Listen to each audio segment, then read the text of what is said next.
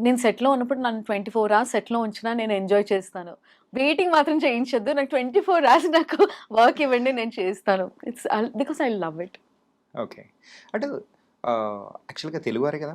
తెలుగే అండి. తెలుగే. కంప్లీట్ తెలుగమ్మాయి. తెలుగమ్మాయి. హైదరాబాదీ. అంటే పేరెంట్స్ ఏం చేస్తూ ఉంటారు?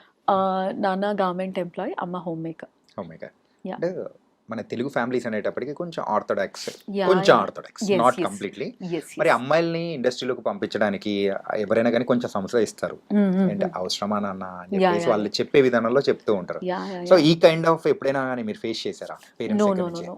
పేరెంట్స్‌కి ఏంటంటే నేను చాలా యంగ్ ఏజ్‌లోనే నేను జాబ్‌తో సెటిల్ అయిపోయానండి. హ్మ్. సో వాళ్ళకి ఆ టెన్షన్ లేదు. సో సడెన్‌గా నాకు ఆర్‌జే ఆపర్చునిటీ రావటం, యాక్టింగ్ ఆపర్చునిటీ రావడం వచ్చినప్పుడు hmm. Somewhere my parents are also enthusiastic for new things. Okay. వాళ్ళకి ఒక ఆర్ట్ అంటే ఇష్టం, మ్యూజిక్ అంటే ఇష్టం, సినిమాలంటే ఇష్టం. సో ఫస్ట్ నాకు ఆర్‌జే అవకాశం వచ్చినప్పుడు కూడా ఏముంది ట్రై చేయి, తప్పేం లేదు కదా అనేసి నాన్న ఎంకరేజ్ చేశారనమాట. ఓకే. మళ్ళీ ఇలా అవకాశం రేడియో జాకీగా సినిమాలో కనిపించాలి అన్నప్పుడు కూడా నాన్న ఏమన్నారంటే, "ఏముంది ఇక్కడ మాట్లాడేది కెమెరా ముందు మాట్లాడతావు కదా! మాట్లాడేసేయి ఏముంది" అలా అన్నారు.